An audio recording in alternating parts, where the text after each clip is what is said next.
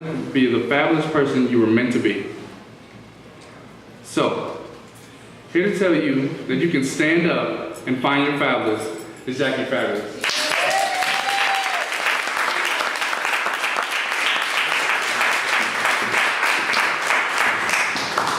Was that introduction long enough for y'all? Y'all like, all right, can't you come up here? Jesus. I'm a comedian, so it's not going to be that serious. Everybody relax. I'm not going to be deep the whole time. I'm going to be silly, and it's going to be camera right in my face. All right. Give it up for Tyree and that bow tie. Give it up for that bow tie. He wasn't playing this morning. This was a serious luncheon. We got to put on a bow tie. That's Give it up for yourselves. Who's graduating? Raise your hand. Yes. Who is about to graduate next year, maybe soon? All right. And who has already graduated? They're just here to get the free food. Awesome. There you go. Free sandwiches. That's how I do it too. I was really excited to do this, not because of only because they always have keynote speakers at colleges, and they're always already extremely rich and famous. Like they have Michelle Obama, which is awesome, but she's kind of made it, you know what I mean? And they don't have Bill Gates, and they don't have the late Steve Jobs. And I'm like, they're already billionaires. Get somebody who's late on their Sprint bill, like me, you know what I mean? Somebody y'all can relate to, who's still working to get there, but in some people's eyes, I may have gotten there. It's always relative. You don't know what people think. So let me turn off my email notifications, and let me get this mic is like it's so personal. Hold on. Hurry, help me. Help. How you do this? I got it. Alrighty. So. Let me begin. Many of us have goals or dreams that no one but you can see coming true. Today we're going to learn how to stand up and find the life you really want, even if everyone in your lives tell you it's stupid. They tell us that we're an idiot for taking that risk and leaving the reliable 9-to-5 jobs. That's not my point of the speech, though. I do want y'all to get jobs, but I want you to also have dreams. We can expect to see that it is possible to stop living our lives for other people and stop living the lives we were always meant to live. Problem, and this is from my life and where I am now, where I came from. Are you eating emotionally to fill the emptiness inside because you're just going through the motions of living life and you're not really feeling any kind of satisfaction? Are you looking to alcohol or sex or food, like I said, to try and find happiness? Or in other words, are you the kind of person that you're not allowed to bake cookies because you know you're going to eat them before they cool off and you get third-degree burns because you can't wait? Is it just me? Am I the only one? Yeah, exactly. Right. It takes a long time for those things to cool down. And that's an example of my life, okay? Does it seem like everyone's life is awesome compared to yours? Do you feel like no one could possibly have a life that sucks as much as yours? Or in other words, are you the only one in your posse without an iPhone 5? Exactly. Can you relate? They're not getting my money again for at least a year. Anyway. Or maybe you're like me. You were involved with a shopaholic man who was sporadically employed, emotionally disturbed, that I fell out of love with, but I stayed with him for 10 years because I was afraid to be alone. I wanted to be shielded from all the dating drama that some girls go through, so I just stuck with him. And am I going to be alone forever? Because what seemed like my only chance at love died of a heart attack 3 years ago. He died of a heart attack. Totally healthy dude playing basketball at 41, dead. So the lesson behind that is eat less red meat. Will I be punished for leaving someone that loved me more than I loved him? That was my life before I became a comedian. Or, like me, you can spend $200,000 going to law school to try and impress my parents, or to try and impress my friends, to prove to myself that I'm as smart as these lawyers are. They ain't got nothing on me. I'm intelligent too. Then I found out once I passed my finals after law school, it's not like it is on TV. I thought it was going to be really sexy, like Law and Order. I was going to wear the hot suits and the high heel shoes and be the little, the little sex kitten in court, and that's not the way it is at all. Most people who are in court are there for a reason. Not all are guilty, but somebody did something, And the part about that I kind of liked was the criminals that were in court with me, they're very flirtatious. That was a cute part of it. I kind of like that, I like man's attention. But that's not the point of the job. You don't want to be in court because you like getting attention from the men who work there. Did I continue my education for me, or did I do it to impress others and to impress my family and to feel good about myself? I'm glad I have the law degree, but when I graduated, I got several jobs in law firms and colleges and whatever, and I made 6 figures, really good living. But I think I was depressed from age 25 to 35. I didn't take any medication, but I was just not happy. So I was doing all the things that my parents thought you should do. I come from an immigrant background, Jamaican family. Mother and father moved to America with no money. My mother had a job as a nanny. My father was the guy who pushed the patients around in the hospital. So in their mind, all they want you to do is work. They don't care what, they don't care how, but have a regular 9 to 5 and sit down and shut up. That's what my parents always told me. So I realized that if I'm going to be the kind of person I want to be and be a person who can go speak to college kids, I have to have a message that goes beyond the 9 to 5. Like, I had the 9 to 5 for years, but I did the stand-up comedy at night after work. So I didn't leave one for the other. I made sure one was, secure before I left. But I realized that I had to find a way to make myself happy. I had what some people think is amazing. I had the boyfriend and I had the girlfriends and I had the life outside of work, but I was miserable. And I was eating, I was way heavier than I am now. And I was just eating for the wrong reasons. And I realized that I had to find out what my passion was. So I took a writing class in comedy after work, and I had my first show ever at the Hollywood Improv, September 16th, 2006.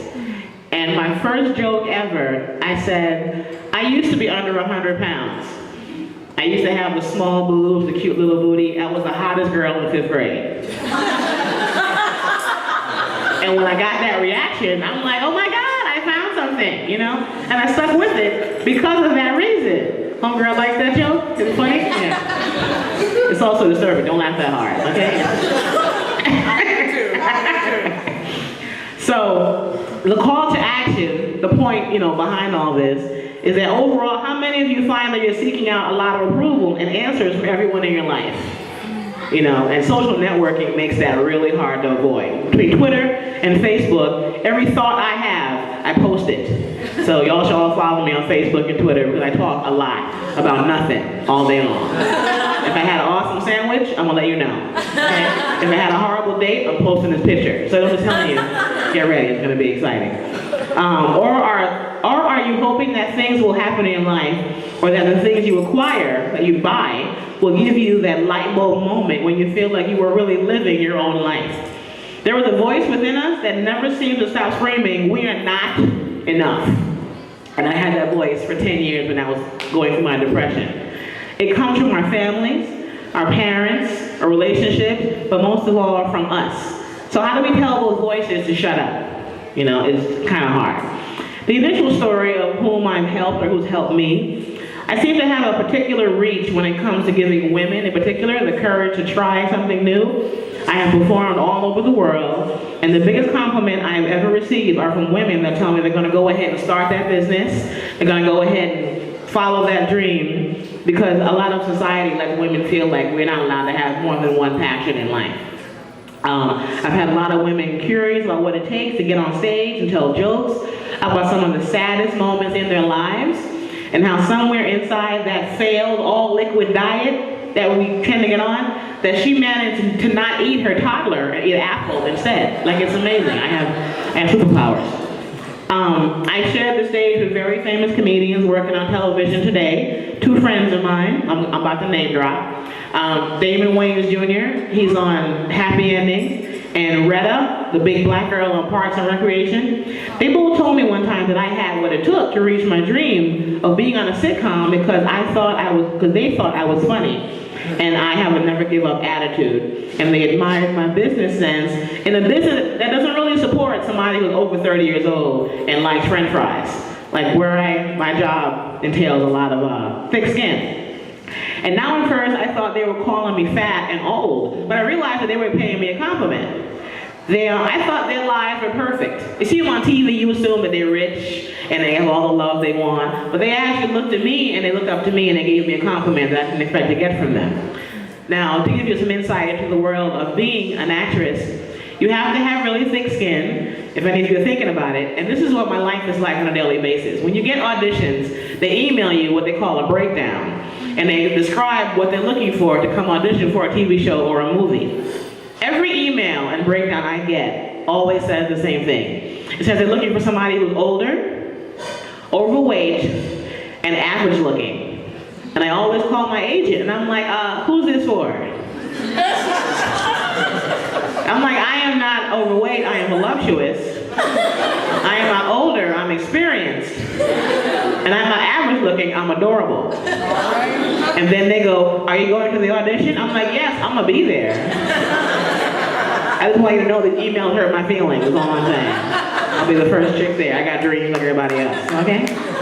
That's what it's like to be in the acting world.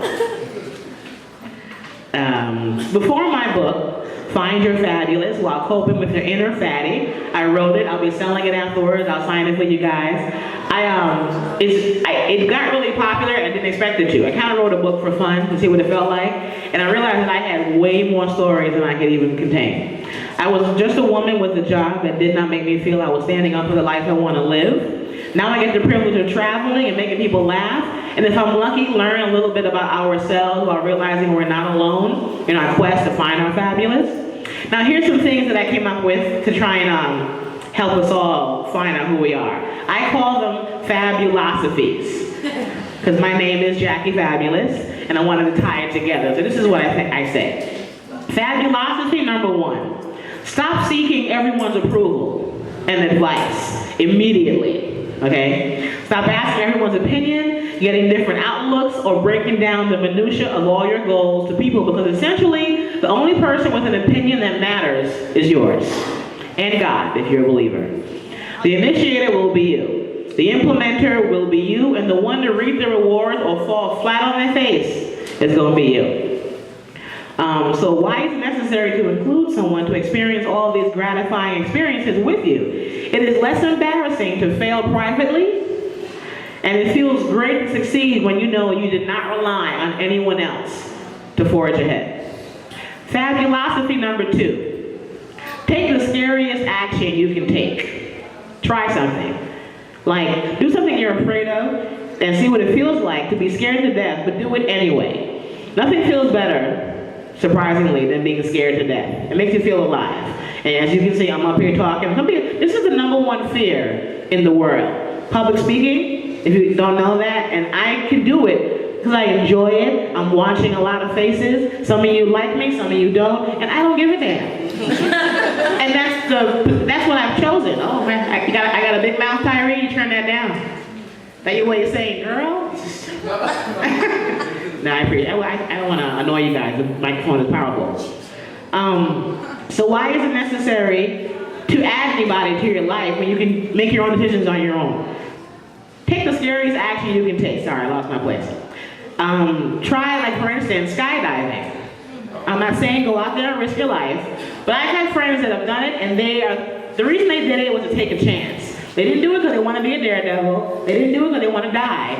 They were just really scared of everything in life. They were the kind of person that their own shadow, public speaking. They wouldn't go out at night. They didn't really date. You know, they were scared of everything. So I had one girlfriend who tried skydiving, and she did it for the awesome Facebook photos. Believe it or not, pictures are awesome. We all think she's crazy, but she's changed as a result of that experience because it showed her that she doesn't have fear all the time. Like Nike made $1 gazillion off a very simple slogan: just do it, right? Now, that's not mine, don't snitch to Nike, but I like my personal one where it says, shut up and do it anyway. That's my opinion. You're scared to death, and you're gonna be scared in the beginning, and during, and after. Don't tell the whole world how scared you are, shut up, and just do it anyway. That's my advice, it works for me. Fabulosity number 3. Learn the power of the following statement. It's my life. Be your own cheerleader. It's quick, profound, yet simple comeback when you're having a conversation about why you're going to make certain decisions. to do what you want to do to make yourself happy. It will usually shut the person up that you're talking to, and it might make them see for themselves that they should probably shut up and realize it's their life. Do what you want to do. Stop living for others and stand up for yourself.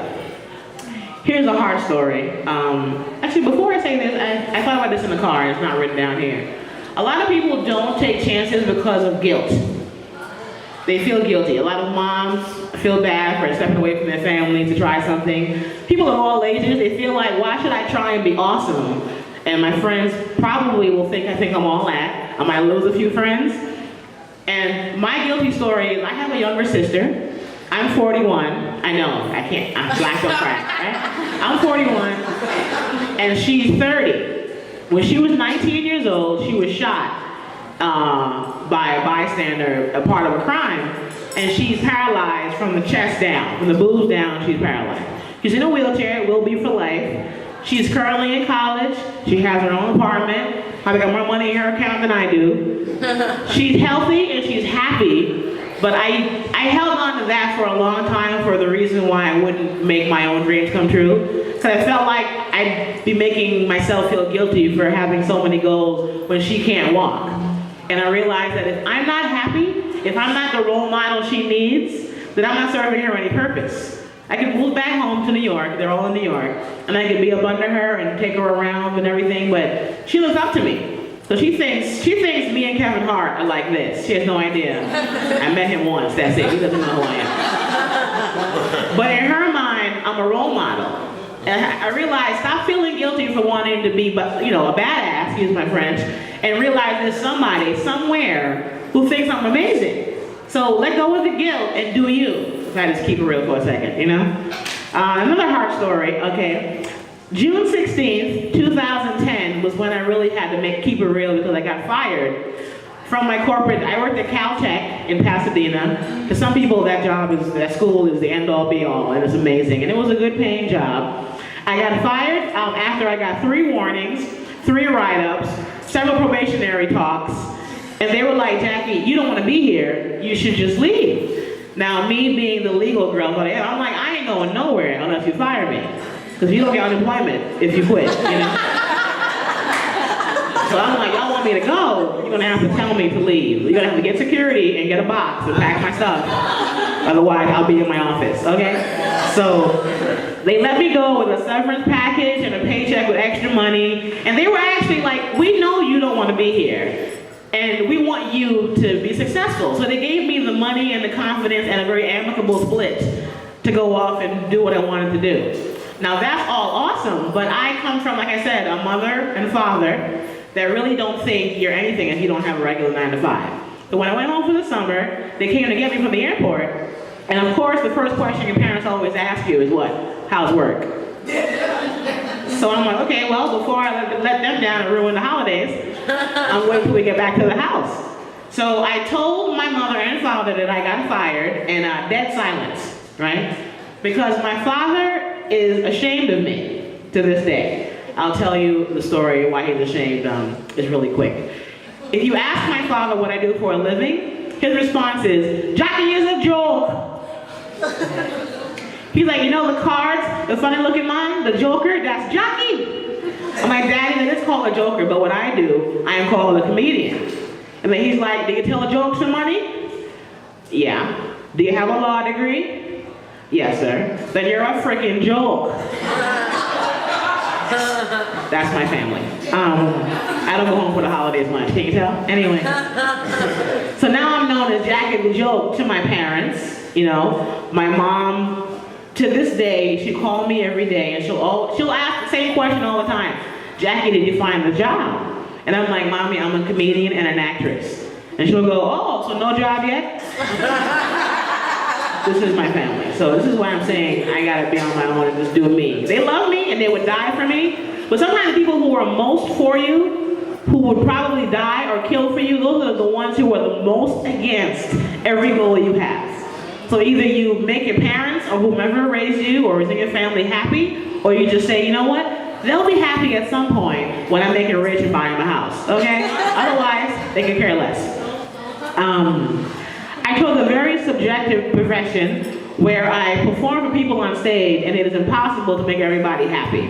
I have to occasionally handle that unhappy audience member, and I do it with strength and certainty that I know what I'm doing and that I will continue on the path regardless of the feelings of few who do not support me. That is the same attitude we have had to have when dealing with anyone that does not share in our vision from our lives. So I changed my name about 5 years ago. My real name is Jacqueline Champagne. Very pretty. Nobody can spell it, pronounce it, remember it. It's horrible to market. So I changed to Jackie Fabulous because, honestly, I had some shows. I had a couple of shows that were mostly gay male audience members. And after the show, I had like this pack of gay male men is redundant, gay males, whatever, you know what I meant. And they were like, girl, you are fabulous! And they kept saying it, and I'm like, that stuck.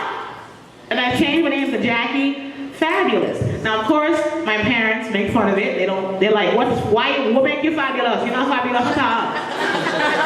But I feel fabulous, and my changing my name has forced me to live to a certain standard. You know, I have to be funny. I have to look a certain way all the time. I have to be true to what I've made my goal in life. And people, when they say my name, I get a little bit more respect. Not all the time. A lot of folks laugh at me, don't get it twisted. They look at me like, really, girl, are you a drag queen? But the name makes me happy. And it shows that I made a decision about my life to be a certain way all the time. So changing my name at the time seemed like a small, frivolous gesture, but it has turned out that this message to anyone that feel like they're living for somebody else or holding back because they're afraid of people's opinions, changing your name or making a serious, drastic decision about what you want to do, that will douse the fire in people's doubt. So when you feel as if it's impossible to live the life you're meant to live, just realize you don't have to be a stand-up comedian to stand up and find your own fabulous.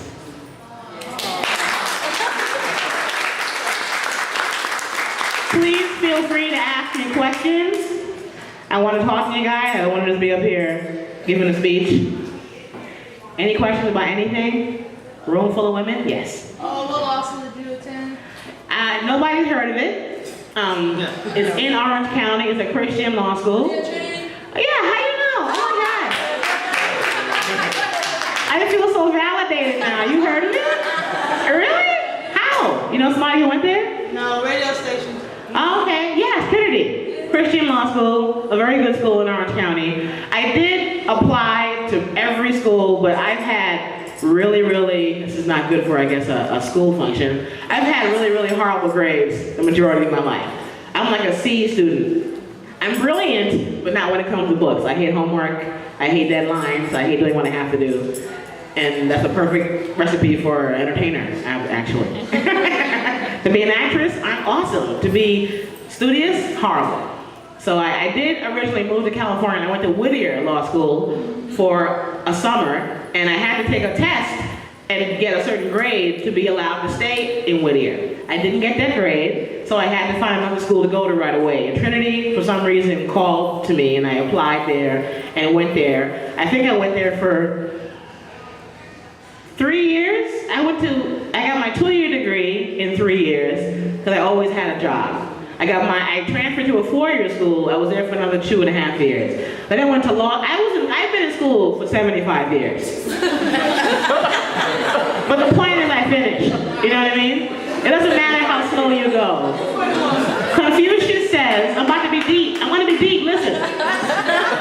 Confucius says, it doesn't matter how slow you go, as long as you don't stop. That's right. And sometimes college is about, getting the degree, getting a good job. Sometimes it's about showing you can start something and finish it. And I finished it with a C, C minus, maybe D, I don't know. The point is, I graduated and I have them on the wall right now, okay? That's all that happened. Anybody else have any questions? Anything, could be about anything. Yes, sir. Are you training any actors and actresses? Pardon me? Do you do any training for actors and actresses? Yes, I was currently in UCB as Upright Citizens Brigade. It's an improv theater in Hollywood. I'm currently enrolled in that. I've taken several commercial acting classes, and I'm about to start another one. I forget his name. Scott Sedita specializes in sitcom and one-hour drama. The thing about becoming an actress is a lot of classes to take, and they all cost a serious amount of money. So the drawback is, am I getting a phone call now, really? The drawback is to make your dreams a reality, you still have to make money somehow, somewhere. So I usually spend a lot of my time touring. I travel the world. I just came back from Texas I did 10 shows there as a comedian, headliner. I was in Japan recently entertaining the troops, the Marines and the Army guys out there. I was working and also trying to find a husband at the same time. So I was real busy, you know. I was really, really busy. And so the thing is that when you want to pursue your dreams, don't abandon being responsible. Like I'm afraid that when I go somewhere and announce and I'm a comedian and an actress, somebody will hear that and think, I'm gonna quit right now, forget this, or whatever. And that's the worst thing you can do. Always do what you have to do so you can do what you want to do. Yes. That's what I always tell my friends and my family. They don't believe it. And I still get part-time jobs here and there. And I've done tutoring. I've been a babysitter. What's very common in Hollywood is to be a waitress or a bartender, and I'm pretty sure I would eat half the things I serve. So I don't think I'm going to try that, but I'm more. I like working with people your age, or you guys are 18 and 25 in there somewhere, like you two men, yeah. Just nod your head, just nod and say yes. Don't fight me, okay? So my book, I didn't bring it. If you want to buy a book, it's $20. If you don't want to buy a book, don't avoid me. I'm not going to be, offended.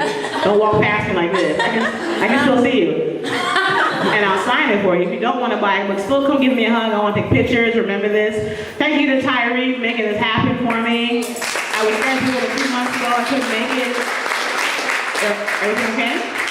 Okay. And please go to JackieFabulous.com to add me to Twitter and Facebook and stay in contact. I know all your faces now for life. So I'm going to look for all of you. And thank you and have a wonderful graduation. Yay!